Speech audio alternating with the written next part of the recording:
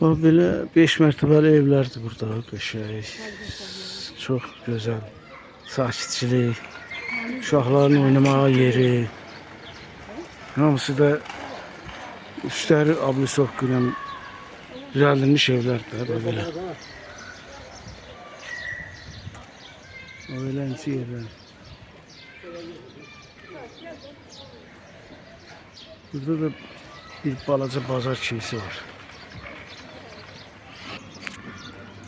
Buraya elə bunların mərkəz yerlərdir. Bu mağazalar, zatlardır. Bizim Targov, Bakının Targovsu kimi.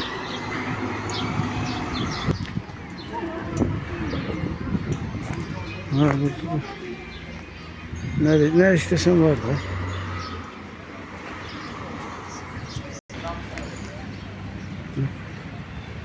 Targov oxşuyur bu. Bu gəlsin ana, yaxşı. Anam hardadır? Gəlir. Gəlin burada. Yox, Allah, buradadır. Mama gəlir. Deyir, gəlir. Hani? Yox. Nasıl? Öyle söze bak.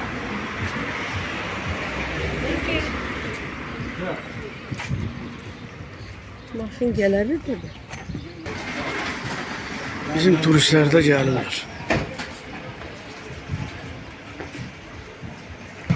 Ne? Beynəlxalq bank istiyor. Hangi çay buraya ki?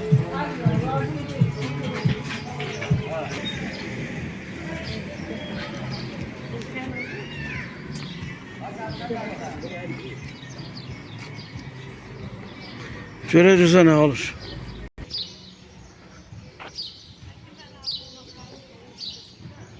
Sakit. Nasıl? Miki. Bir de orada bak. Oralarda görmüş.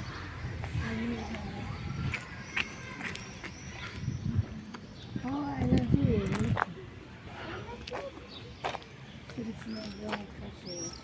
Bura nədir? Məktəbdə, bağçada nədir bu belə? Ya bak, uşaqlar Balkonlar tertemiz. Güzel. Burada da her şey yağlı.